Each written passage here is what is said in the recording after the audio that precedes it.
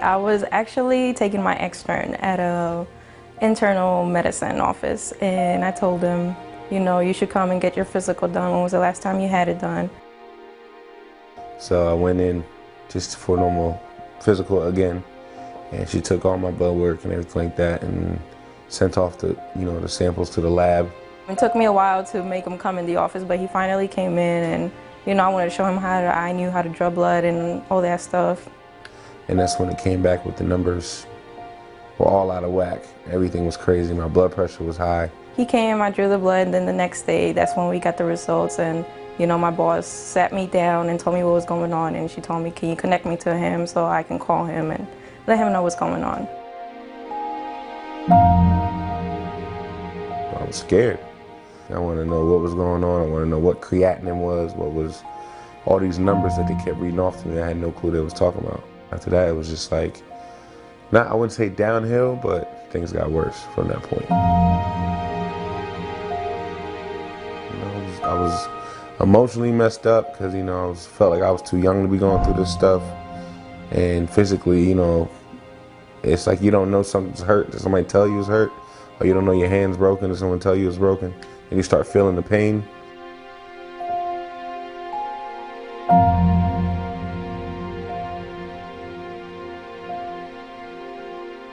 I would sleep, constantly be sleeping.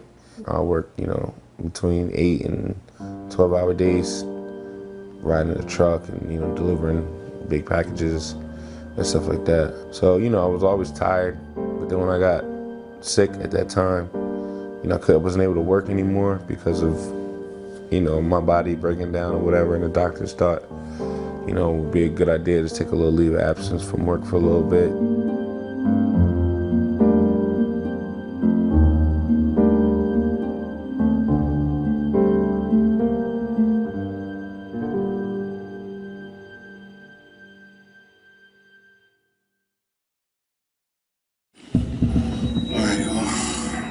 I know they weren't gonna let me bring the camera into the little waiting room. I didn't feel like talking in front of all the people. But I'm in the bathroom right now. I ain't no front, man. A little nervous, man.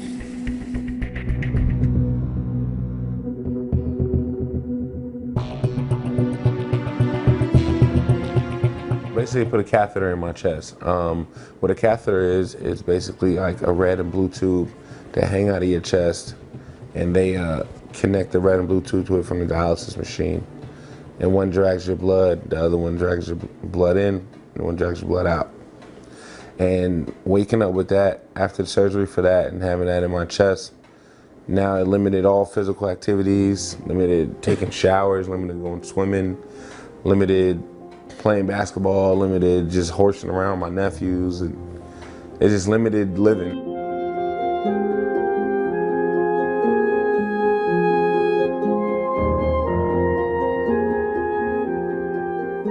My face was all swollen, my hands, my arms, legs, everything was swollen, like filled with fluid because my body wasn't kicking out the fluid through my kidneys that it needed to.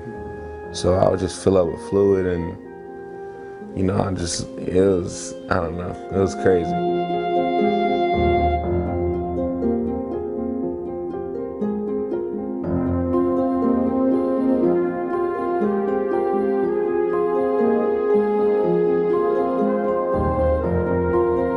Couldn't really give everything I wanted on performances because I get tired quick, and so it kind of, slowed me down a lot. Yeah, David Rush. This one goes out to all my people with chronic diseases. You understand in a minute? Yeah. Night and day, I pray to God my pain will go away. I find myself having some lonely days, and in my mind sometimes I drift away. When you're 24 years old at the time, you're not really worrying about what you can and can't eat. You're eating whatever you want, whenever you want. You're a college kid. You want to just do whatever you want. And to be limited to a sheet of paper giving you the do's and don'ts of your life, it's kind of tough. Like they literally give you a sheet of paper, back and front, 4 pages of stuff you can't eat, stuff you can't, supplements for each thing, and you're just looking at the sheet like, what am I supposed to eat? Everything becomes paperwork. It becomes needles, tests, numbers. Your whole life is on a flow sheet. And, you know what I mean, for me, that was just like, come on, man. Like, not being able to eat mom's cooking sometimes. I wasn't good at that. Can't nobody dictate my life. David. Yes? You have onions? Yup. Just bought some last night. He just bought some. Thank you. I gotta have onions in my eggs. All right. So I guess you want an omelet. Yeah. Well, he loves macaroni and cheese, and he loves when I cook. We all had to change our eating habits in the home. You know, it wasn't just, well, I'll cook this for you, because it could happen to me. That's, you know, because like I said, it just happened to him without him knowing. It could happen to me. And I just, when he was with me, I try to do the best I can and cook the right foods. Well, I'm a big baked macaroni and cheese fan. My mom is like the best baked macaroni and cheese maker in the world. And when they told me that cheese was one of the no-nos on the list, I kind of like, hold up. You starving, Marvin? I'm hungry. I need to eat. Hey, my mother. You hungry?